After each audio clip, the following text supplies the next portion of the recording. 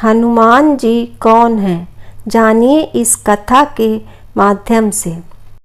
एक बार पार्वती जी ने शंकर जी से कहा, भगवान अपने इस भक्त रावण को कैलाश आने से रोक दीजिए, वरना किसी दिन मैं इसे अग्नि में भस्म कर दूंगी।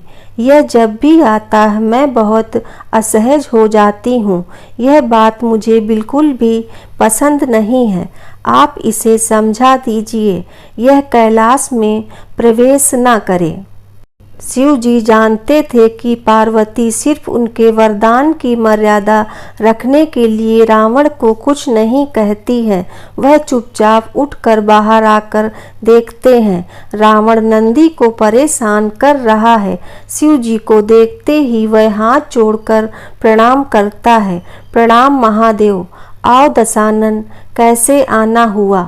मैं तो बस आपके दर्शन करने के लिए आ गया था महादेव।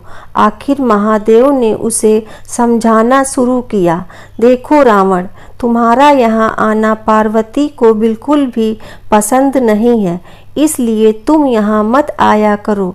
महादेव, यह आप कह रहे हैं?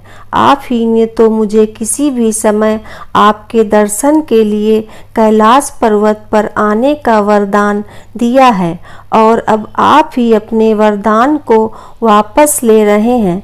ऐसी बात नहीं है रावण, लेकिन तुम्हारे क्रियाकलापों से पार्वती परेशान रहती है, और किसी दिन उसने तुम्हें श्राप दे दिया तो मैं भी कुछ नहीं कर पाऊंगा।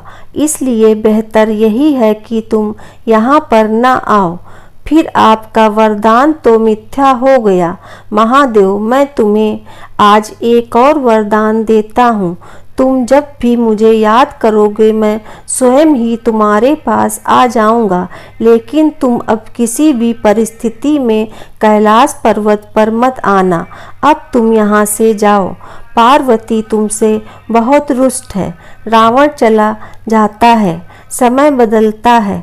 हनुमान जी रावण की स्वर्ण नगरी लंका को जलाकर राख करके चले जाते हैं, और रावण उनका कुछ नहीं कर सकता है। वह सोचते सोचते परेशान हो जाता है कि आखिर इस हनुमान में इतनी शक्ति आई कहाँ से। परेशान होकर वह महल में ही स्थित शिव मंदिर में जाकर शिव जी की प्रार्थना आरंभ करता है। उसकी प्रार्थना से शिव जी प्रसन्न होकर प्रकट होते हैं। रावण अभिभूत होकर उनके चरणों में गिर पड़ता है। कहो दशानन, कैसे हो? शिव जी पूछते हैं। आप अंतर्यामी हैं महादेव, सब कुछ जानते हैं। प्रभु, एक अकेले बंदर ने मेरी लंका को और मेरे दर्प को भी जलाकर राख कर दिया है। मैं जानना चाहता हूँ कि यह बंदर जिसका नाम हनुमान है आखिर कौन है? और प्रभु, उसकी पूंछ तो और भी ज़्यादा शक्तिशाली थी। किस तरह सहजता से मेरी लंका को जला दिया?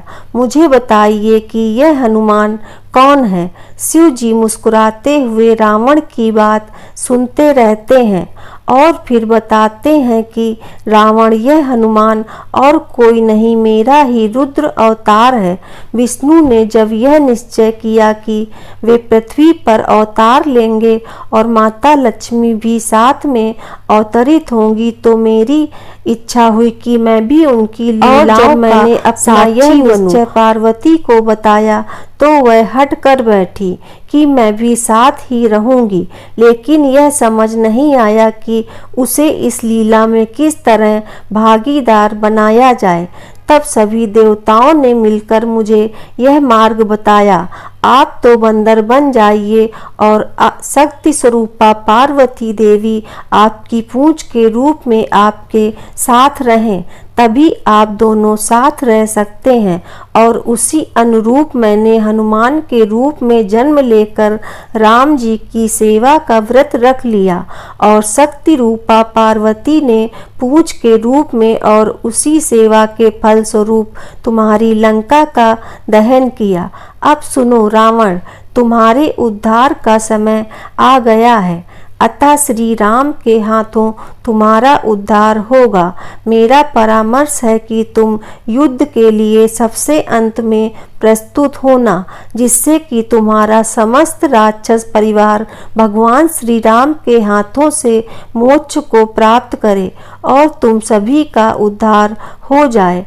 रावण को सारी परिस्थिति का ज्ञान होता है और उस अनुरूप वह युद्ध की तैयारी करता है और अपने पूरे परिवार को राम जी के समक्ष युद्ध के लिए पहले भेजता है और सबसे अंत में स्वयं मोक्ष को प्राप्त होता है। हर हर महादेव। जय श्री राम। दोस्तों, आपको ये वीडियो कैसी लगी कृपया कमेंट करके ज़रूर बताएं और आगे की ऐसी ही कथा कहानियों एवं जानकारियों को जानने के लिए चैनल को सब्सक्राइब जरूर करें। धन्यवाद।